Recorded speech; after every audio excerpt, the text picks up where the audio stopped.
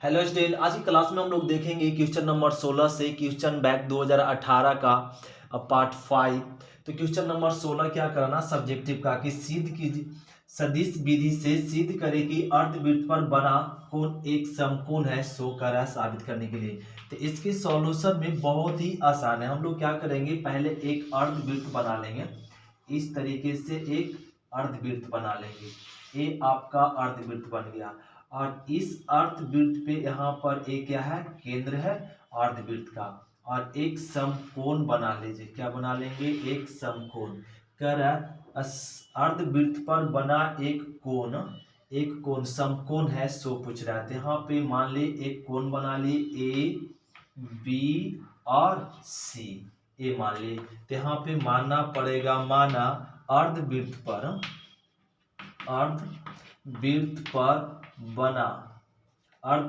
पर कोई कोण ए बी सी है, ए बी सी मान लिए।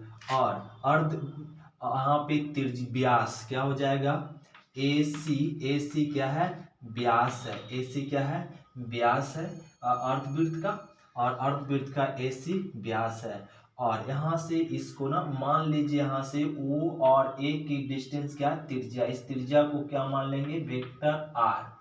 और ओ ए इसको मान लीजिए माइनस में आर। अगर यहाँ पे इस साइड में वेक्टर आर है तो इस तरह से डायरेक्शन चेंज करेंगे तो आर क्या हो जाएगा, आर निगेटिव में हो जाएगा। और इसको भी ओ कोण बी से मिला देंगे तो इसको मान लीजिए वेक्टर सी और ए। तो यहाँ पे जो माने इसको मान लेते हैं, यहाँ पे लिख लेंगे। और केंद्र इसका लिख दीजिए, केंद्र क्या है, ओ है, केंद्र ओ है यहाँ पे। अब इसको क्या मान लिए, ओ ए वेक्टर ओ सी बराबर क्या माना गया, वेक्टर आर। और ओ ए वेक्टर ओ ए बराबर क्या माना गया, माइनस में वेक्टर आर। एंड और O B vector O B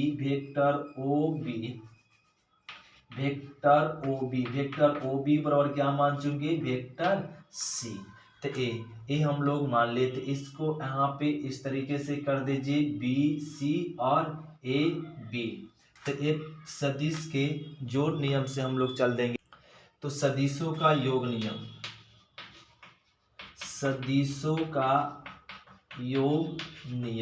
तो सदिशों के योग नियम से हम लोग क्या चल देंगे, यहाँ पर ओ सी प्लस में सी बी अब बराबर क्या, ओ बी।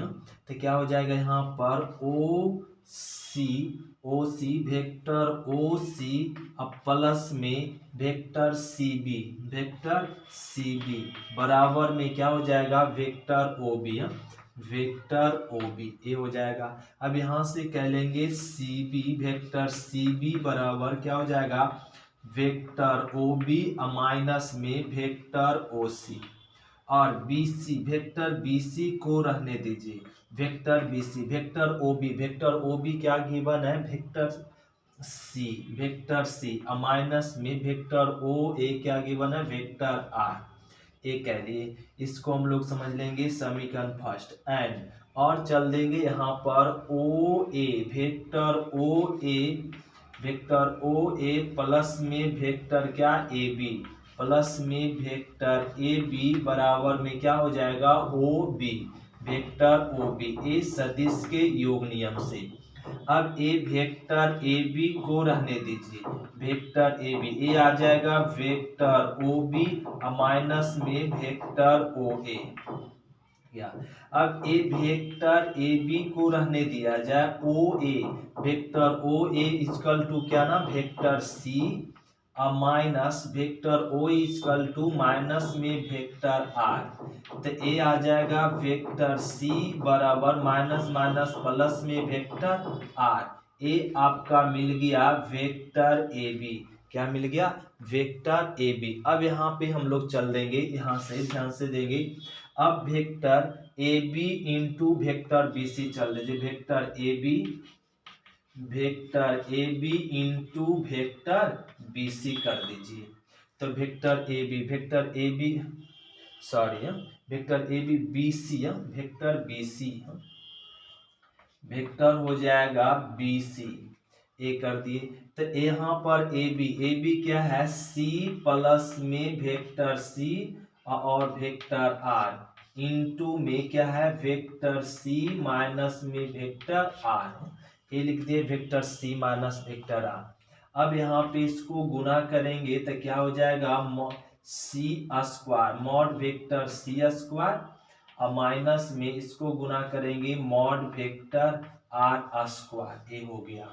अब यहाँ पे हम लोग लिख सकते हैं वेक्टर सी, और ध्यान दे वेक्टर सी क्या है, ओ बी, तो ओ बी भी तो ये आपका सेंटर है, और ये सेंटर को अगर हम लोग केंद्र को अगर किसी भी बिंदु से मिला दे तो क्या रेडियस ही तो है, ओ A, vector O A equal होगा किसके, वेक्टर ओ सी के ही इक्वल होगा। तो ओ सी तो आपका क्या है, आर है, तो ओ बी भी क्या होगा, आर। तो मतलब वेक्टर ओ बी क्या है ना, वेक्टर सी, तो सी इक्वल टू क्या हो जाएगा, वेक्टर आर, और लेडी ए भी क्या है, वेक्टर आर, ए लिख सकते मॉड वेक्टर आर और माइनस में मॉड वेक्टर आर स्क्वायर। तो ये माइनस प्लस क्या हो गया, कट गया, क्या आ गया, जीरो। तो vector A B dot vector B C equal to zero. तो ए बी और बी सी का डॉट जीरो आ गया, तो कह देंगे यहाँ पे हम लोग जीरो आ गया, तो कह दीजिए वेक्टर ए बी परपेंडिकुलर है किस पे, वेक्टर बी सी पर।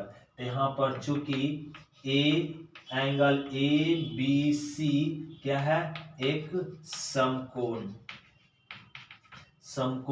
है, कैसा है, एक समकोण है। ये हो गया प्रूफ। तो क्वेश्चन नंबर 16 कंप्लीट। अब हम लोग समझते हैं क्वेश्चन नंबर 17। तो क्वेश्चन नंबर हम लोग 17 समझेंगे। क्या कराना कि यदि vector A, vector B, vector C तीन सदिश हो, तब ताकि vector A plus vector C plus vector B plus vector C बराबर जीरो, तो सिद्ध कीजिए A cross B cross C और सी क्रॉस ए इक्वल होगा, यह प्रूफ करना। इसके प्रूफ करना बहुत आसान है। सॉल्यूशन में लिख लेंगे क्या ना, यहाँ पर लिख लेंगे vector A plus vector B plus vector C बराबर क्या है, जीरो, ए लिख लिए। अब यहाँ पे अब हम लोग अपने से vector A plus vector B plus vector C बराबर में जीरो वेक्टर है। अब इसमें खुद से क्रॉस कर लेंगे वेक्टर ए से, और इधर भी वेक्टर ए से, दोनों तरफ ए क्रॉस वेक्टर ए से क्रॉस करने पे, तो ए क्रॉस करेंगे तो क्या आ जाएगा, vector A cross vector A, और प्लस में vector B cross vector A plus vector C cross vector A बराबर में जीरो क्रॉस ए, क्या मिल जाएगा, जीरो। तो यहाँ पे सेम के साथ क्रॉस करेंगे, zero plus B cross A क्या होता है ना, प्रॉपर्टीज हम लोग समझ चुके, ए क्रॉस बी क्या होता है, माइनस में बी क्रॉस ए होता है। तो यहाँ पर जब बी क्रॉस ए है तो इसको चेंज करेंगे तो क्या आ जाएगा, माइनस में ए क्रॉस में बी, अब प्लस में ए रहने दीजिए, सी क्रॉस ए बराबर में जीरो। अब ये रह जाएगा सी क्रॉस ए बी ए बराबर में माइनस वाला टर्म इधर आएगा तो प्लस में ए क्रॉस में बी। इसको समझ लें समीकरण फर्स्ट। अब फिर से चल देंगे यहाँ पे vector A plus vector B plus vector C बराबर में क्या ना, जीरो। अब की क्रॉस कर दीजिए वेक्टर बी से दोनों तरफ, वेक्टर बी से क्रॉस करने पे यहाँ पे कर लेंगे क्रॉस, तो vector A cross vector B plus में vector B cross vector B plus vector C cross vector B बराबर में जीरो आ जाएगा। अब यहाँ पे आ गया vector A cross vector B plus में सेम के साथ क्रॉस तो जीरो, अगर सी क्रॉस बी है तो बी क्रॉस सी लिखेंगे तो प्लस वाला सिंबल क्या हो जाएगा, माइनस में जीरो। अब यहाँ पे ए वाला टर्म लिख लेते हैं, तो ए क्रॉस वेक्टर बी बराबर माइनस वाला टर्म इधर ले जाएंगे तो प्लस में vector B cross vector C A समीकरण सेकेंड के लिए, तब चल देंगे समीकरण फर्स्ट एंड सेकेंड से।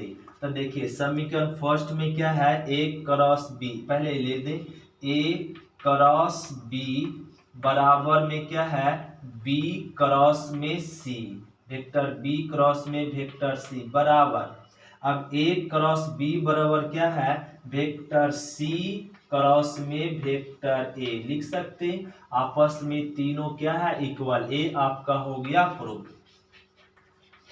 हो गया आंसर। ए क्वेश्चन नंबर 17 हुआ। तो क्वेश्चन नंबर 18 समझेंगे, बहुत ही सिंपल है। कह रहा पी का मान ज्ञात कीजिए जब इतना क्रॉस इतना बराबर क्या है, 0 है। तो ए दिया हुआ सॉल्यूशन में पी का वैल्यू लिख लेंगे यहाँ पे 2i cap plus 6j cap plus में 27k कैप, और क्रॉस दिया हुआ i प्लस में 3j कैप प्लस में pk कैप इक्वल टू 0, ये गिवन है। अब इसका क्रॉस करेंगे, दो वेक्टर का क्रॉस करने के लिए हम लोग किसका हेल्प लेते हैं, डिटर्मिनेंट का हेल्प लेते हैं। तो i j k लिख देते हैं, और इस वेक्टर का कोफिशिएंट 2 6 और 27, और a लिख लेंगे यहाँ पर क्या ना 1 3 और एक p लिख लिए, और बराबर में क्या आ जाएगा 0। अब इस डिटर्मिनेंट को सॉल्व कर लेंगे। तो इसको सॉल्व करने के लिए हम लोग जानते हैं रूल आई, ए आ जाएगा 6p अब माइनस में 87 माइनस में j कैप, तो ए आ जाएगा 2p अब माइनस में यहाँ आ जाएगा क्या 27 और 27 आ गया, और यहाँ पर हो जाएगा अब प्लस में के कैप प्लस में के कैप, और ए आ जाएगा 3 दूना 6 और माइनस में 6 और बराबर में 0। ए तो वेक्टर में भी लिख सकते हैं 0 वेक्टर, तो यहाँ पर आ जाएगा क्या ना 6p माइनस में 81 i कैप, ऐसे लिख सकते हैं। इसको इस तरह से लिख दीजिए 2p माइनस में 27 j कैप प्लस में ए आ गया 0 k कैप हो जाएगा। 0 वेक्टर को लिख सकते हैं 0i cap 0 j cap plus में 0 k कैप, ये लिख सकते हैं। अब ये दोनों देख रहे हैं इक्वल वेक्टर है, तो i के कोफिशिएंट i के बराबर कर लेते हैं, तो 6p माइनस में 81 इक्वल टू क्या आ जाएगा 0। तो अब यहाँ पे इसको सॉल्व कर लेंगे, तो 6p बराबर कितना 81, अब इसको कट कर दीजिए, तो यहाँ पे 3 दूना 6 और 87 81, तो ए बटा में हो जाएगा, तो यहाँ पे क्या मिल जाएगा p बराबर 27/2, तो ए आ गया आंसर। यहाँ पर हो जाएगा 87 81 3 दूना 6, तो ए मिल गया 6, तो p का वैल्यू क्या आ गया 2/27/2, यही तो कर रहा था हम लोग को मांगे थे। क्वेश्चन नंबर 18 हो गया। अब हम लोग समझते हैं क्वेश्चन नंबर 19। तो क्वेश्चन नंबर 19 देखें क्या करना, दिक् संख्याएं की सहायता से सिद्ध कीजिए बिंदु इतना और इतना का संरेख है 100। तो ये करा 3 बिंदु दिया हुआ, इसको मान लेंगे यहाँ पे 3 बिंदु, बिंदु ए क्या गिवन है 1 -1 3, और इसको मान लेंगे बिंदु बी दिया हुआ 2 -4 और 5, और ए बिंदु सी दिया हुआ क्या 5 माइनस में 13 और 11, कह रहा दिक् बिंदु से, तो ए कह रहा इसका ये तीनों बिंदु संरेख है, सो बताइए किस मेथड से, दिक् संख्या से। तो हम लोग निकाल लेंगे A B, vector A B का दिक् संख्या को हम लोग बोल सकते हैं दिक् अनुपात भी, दिक् रेशियो डायरेक्शन रेशियो। तो वेक्टर ए बी का दिक् अनुपात क्या हो जाएगा, दिक् अनुपात हो जाएगा, ये दोनों को घटा लेते 2 माइनस में 1, तो ए वाला इसमें घटा लेते 2 - 1, फिर हो जाएगा 4 माइनस में 1, ए हो जाएगा दिक् अनुपात, और क्या हो जाएगा 5 माइनस में 3, इस तरीके से दिक् अनुपात होता है, दिक् अनुपात। तो ए निकाल लेंगे, यहाँ पे 1 आ जाएगा, माइनस माइनस प्लस -3, और ए आ जाएगा 2। तो ए आपका निकल गया A B, vector A B का दिक् संख्या, दिक् संख्या ए आ गया। तो इसी को हम लोग बोलेंगे A1। A1 क्या मिल गया 1, B1 क्या मिल गया -3 और C1 क्या मिल गया 2। अब हम लोग निकालेंगे BC, vector BC, vector BC का दिक् संख्या। तो वेक्टर BC का दिक् संख्या भी सेम तरीके से हम लोग निकाल लेंगे। वेक्टर B का दिक्, तो यहाँ पे दिक् संख्या, इसका दिक् संख्या तो क्या हो जाएगा 5 माइनस में 2, फिर क्या माइनस में 13 और माइनस में 4, एक घटा लेंगे और फिर हो जाएगा यहाँ पे -11 माइनस में 5, तो एक घटाए तो 3 और यहाँ पे क्या आ जाएगा प्लस में तो 9 आ जाएगा और यहाँ पे घट गया तो 6, ए आ गया 6। तो ए हम लोग का मिल गया यहाँ पे माइनस में 9 आएगा। तो इसको मान लेंगे क्या A2, इसका दिक् संख्या को A2 और B2 और यहाँ पे आ गया C2 6। अब ए निकल गया क्या ना AB और BC का दिक् अनुपात। अब दिक् अनुपात लिखने के बाद अब हम लोग यहाँ पे देखेंगे A1/A2, B1/B2 और C1/C2। अगर इसके दिक् संख्या समानुपाती होगा तो कह देंगे क्या है संरेख है। तो A1 क्या है 1 और A2 क्या आया 3 और B1 क्या आया B1 माइनस में 3 और B2 क्या B2 क्या है माइनस में 9 और C1 दिया हुआ है 2 और C2 दिया हुआ 6। एक कट कर देंगे 3 और एक कट कर देंगे 3, तो 1/3 सबका अनुपात क्या आया समान आया। तो कह देंगे ABC क्या है संरेख है, ABC क्या है संरेख है। तो क्वेश्चन नंबर हम लोग 20 समझेंगे। क्या कराना ए सॉल्यूशन बहुत ही सिंपल करा, बिंदु इतना की दूरी तल इतना से ज्ञात करें। तो ये करा बिंदु इतना से तल की दूरी ज्ञात करने के लिए करा। तो ए सॉल्यूशन में यहाँ पे हम लोग समझेंगे ये यहाँ पे मान लीजिए एक क्या है ना प्लेन है, एक इस तरह से प्लेन बना लेते हैं देखो, और ये आपका हो गया प्लेन, ये आपका प्लेन और इस प्लेन पे ना एक बिंदु दिया हुआ, इसको P ले लीजिए और एक बिंदु क्या दिया हुआ 4 -5 और 6, यह प्लेन का समीकरण। तो एक प्लेन का समीकरण दिया हुआ क्या वेक्टर R बराबर 4i माइनस में 4j प्लस में 7k का और बराबर में माइनस में 6, और एक प्लेन से इस प्लेन से और इस बिंदु के बीच की दूरी पूछा जा रहा है। तो ये दूरी बताए यहाँ बिंदु से इस प्लेन के बीच की दूरी क्या है। तो ये दूरी ज्ञात करने के लिए हम लोग क्या करेंगे ना पहले इस वेक्टर फॉर्म को कार्टेशियन फॉर्म में बदल लेंगे। तो ये जो प्लेन दिया हुआ प्लेन का समीकरण दिया हुआ कार्टेशियन फॉर्म में वेक्टर फॉर्म में, तो इसको कार्टेशियन फॉर्म में बदलने के लिए क्या लिख देंगे 4x माइनस में 4y प्लस में 7z और इक्वल टू माइनस में 6। ये हो गया किसका प्लेन कार्टेशियन फॉर्म में। ये प्लेन का समीकरण है किस रूप में कार्टेशियन के रूप में, -6 इधर आएगा तो +6, इसको बदल लिए क्या में कार्टेशियन फॉर्म में। तो अब यहाँ पे सॉल्यूशन में लिख लेते क्या बिंदु या यही लिख लेते बिंदु P की दूरी, ऐसे लिख दो बिंदु P की दूरी तल। तो बिंदु P की दूरी तल से, तो यहाँ पे क्या हो जाएगा तल से, तो इसको लिख लेंगे तल से। तो क्या होता है यहाँ पे 4 इंटू और एक बिंदु यहाँ पे रख लेंगे 4 माइनस में 4, बाई का वैल्यू क्या माइनस में 5 और माइनस में 5 प्लस में 7, जेड का वैल्यू क्या 6 अब प्लस में 6, ए हो गया। और अंडर रूट और यहाँ पे x के बगल में क्या है 4, 4 का स्क्वायर 16 और y के बगल में क्या ना 16, तो यहाँ पे प्लस में 16 और z के बगल में क्या 7, 7 का स्क्वायर 49, ए आ गया।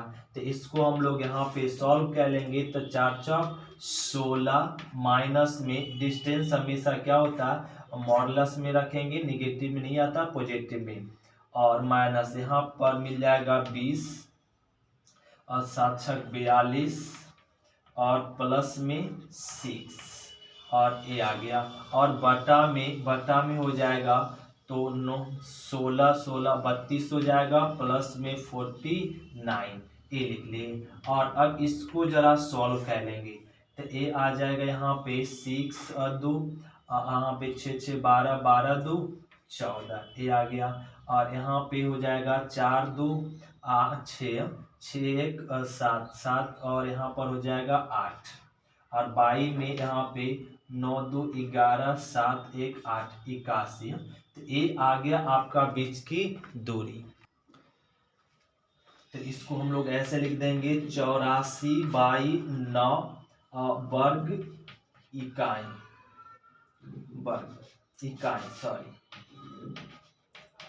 इकाई, ये हो गया आंसर। तो एक बिंदु P से और प्लेन की बीच की दूरी कितना हो जाएगा 84/9 इकाई, ये हो गया आंसर। तो ये क्वेश्चन नंबर हम लोग 21 कंप्लीट। अब हम लोग समझते हैं क्वेश्चन नंबर 21।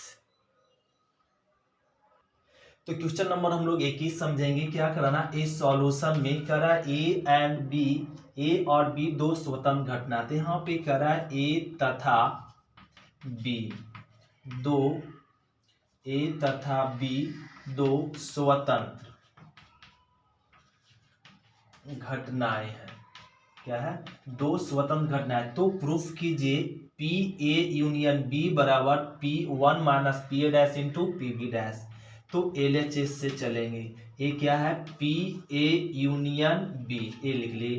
तो पी ए यूनियन बी बराबर सूत्र क्या होता है, पी ए प्लस में पी बी माइनस में पी ए इंटरसेक्शन बी, यह होता है। तो ए लिख लेंगे पी ए प्लस में पी बी। और जब स्वतंत्र घटना है ए और बी तब पी ए इंटरसेक्शन बी बराबर क्या होता है, P A into P B होता है, P A into P B, A लिख दिए। अब यहाँ पे पी ए को लिख सकते हैं 1 minus P A dash, P A बराबर क्या होता है 1 माइनस पे, एक और सूत्र से, इस सूत्र से P A plus P A dash बराबर क्या होता है 1। तब पी ए बराबर पी ए डैश बराबर क्या हो जाएगा 1 माइनस पी ए, या पी ए बराबर 1 माइनस पी ए डैश, यहाँ लिख लिए। उसी प्रकार पी बी क्या हो जाएगा 1 माइनस पी बी डैश, ए लिख लिए माइनस में पी ए बराबर क्या लिख सकते हैं 1 माइनस पी ए डैश, ए लिख लिए। और इनटू में पीबी को वो लिख दीजिए 1 माइनस पीबी डैश, ए हो गया। अब यहाँ पे रहने देंगे 1 1 क्या हो जाएगा 2, और माइनस में P A dash in minus में पीबी डैश हो गया। अब यहाँ पे इसको गुना करें 1 इंटू 1 1, 1 माइनस में पीबी डैश, और तो ये हो गया आपका यहाँ पे 1 इंटू 1 और फिर 1 इंटू पी ए डैश। अब इसको इसके साथ मल्टीप्लीकेशन करेंगे पी ए डैश इंटू 1, तो क्या हो जाएगा पी ए डैश, अब माइनस में, अब इसके साथ माइनस माइनस प्लस में P A dash into P B dash, ये हो गया। अब यहाँ पे लिख लेंगे 2 माइनस में पी ए डैश माइनस में पी बी डैश, और माइनस 1 माइनस माइनस प्लस में पी बी डैश, और minus minus plus P B A dash, और माइनस प्लस माइनस में पी ए डैश इंटू में पी बी डैश, ए हो गया। अब यहाँ पे हम लोग देखें तो प्लस में और माइनस में प्लस में कट गया, और ए आपका -1 और यहाँ पर क्या है, और ए आ गया आपका माइनस में 1 और यहाँ पे +2, तो क्या मिल जाएगा 1, और ए बच गया माइनस में P A P A dash into P B dash into P B dash, ये आ गया 1 माइनस। तो ये आपका क्या प्रूफ हो गया, RHS। यही तो हम लोग को प्रूफ करना था, पी ए यूनियन बी और 1 minus P A dash into P B dash. तो ये क्वेश्चन नंबर 21 हो गया। अब हम लोग समझते हैं क्वेश्चन नंबर 22। तो क्वेश्चन नंबर हम लोग 22 समझेंगे। क्या करा, एक व्यक्ति 55 वर्ष का है, उसके 75 वर्ष तक जीवित रहने की प्रतिकूल संयोगानुपात 8:5 है तथा उसकी पत्नी 48 वर्ष की है। उसके 68 वर्ष तक जीवित रहने की प्रतिकूल संयोगानुपात इतना दिया, 4:3। तो इस बात की संभावना बताए कि उनका जोड़ा उनके बाद 20 वर्षों तक जी सकेगा। तो इसका सॉल्यूशन में हम लोग यहाँ पे क्या कह लेते हैं, मान लेते हैं, माना ए पति के अगले 20 वर्षों तक, पति के अगले 20 वर्षों तक जीवित रहने की घटना, क्या ना, जिंदा रहने की घटना, जिंदा रहने की घटना ए मान लेते हैं। दूसरा में क्या मान लेते हैं, बी क्या ना, पत्नी ए दिया हुआ क्या ना यहाँ पे, पत्नी के जीवित रहने की, पत्नी के अगले 20 वर्षों तक जिंदा रहने की घटना, जिंदा रहने की घटना। तो ए दिया हुआ, तो ए डैश, ए मान लिए यहाँ पे पति के अगले 20 वर्षों तक। तो ए डैश मतलब क्या हो जाएगा, पति ए के नहीं जीवित रहने की घटना। और एक क्वेश्चन में क्या ना कर रहा है यहाँ पे, पति के 20 वर्षों तक रहने की। एक क्वेश्चन, अकॉर्डिंग टू क्वेश्चन, प्रश्न के अनुसार से P A dash into P B P A dash जिंदा नहीं रहने की और जिंदा रहने की क्या ना समानुपाती दिया हुआ, क्या दिया हुआ, पति का 8/5 ए दिया हुआ। तो इससे हम लोग निकाल लेंगे पी ए डैश बराबर 8/3 और 8/5 पी ए हो गया। फिर एंड, और पत्नी के नहीं जिंदा रहने की प्रोबेबिलिटी बाई और जिंदा रहने की प्रोबेबिलिटी क्या दिया हुआ है, 4:3 यह दिया हुआ। तो ये क्या हो जाएगा, पी बी डैश बराबर 4/3 पी बी, ए लिख लिए। तो अब यहाँ पे क्या ना क्वेश्चन में ध्यान देंगे फिर से। अब हम लोग सभी जानते हैं कि पी ए प्लस में P A plus P A dash बराबर क्या होता है, 1। तो यहाँ पर हम लोग पी ए रहने दीजिए, पी ए डैश का वैल्यू, पी ए इधर ले जाएंगे तो क्या मिल जाएगा, 1 माइनस पी ए डैश, या यहाँ पे पी ए डैश, तो 1 माइनस पी ए डैश का वैल्यू पुट कर देंगे क्या, 8/5 यहाँ पर हो जाएगा। तो इसको अभी यहीं पे रहने दीजिए इस तरीके से यहाँ पे। तो पी ए डैश का वैल्यू यहाँ से रख लेंगे 8/5 पी ए बराबर में 1। तो एलसीएम लेंगे, एलसीएम यहाँ पर दोनों में क्या ले लेंगे, 5। तो ए एलसीएम हो जाएगा 5। तो यहाँ पर 5 पी ए, तो एलसीएम लेंगे तो यहाँ पर आ जाएगा 5 पी ए और 8 पी ए। तो क्या हो जाएगा 13 पी ए बाई 5 और बराबर में 1। अब इसको क्रॉस मल्टीप्लिकेशन कर दे तो क्या मिल जाएगा, पी ए बराबर हो जाएगा 5/13 ए पी ए। तो जीवित रहने की प्रोबेबिलिटी क्या निकल गया, पी ए बाई 13, 5/13। और यहाँ से हम लोग सभी जानते हैं क्या ना, पी बी प्लस में P B dash equal to क्या, 1। तब पी बी रहने दीजिए, पी बी डैश का वैल्यू यहाँ से क्या हो जाएगा, 4/3 पी बी इक्वल टू 1। अब यहाँ पर एलसीएम, एलसीएम कितना 3, तो 3 PB और 4 PB, तो क्या हो जाएगा 7 PB और इक्वल टू 1।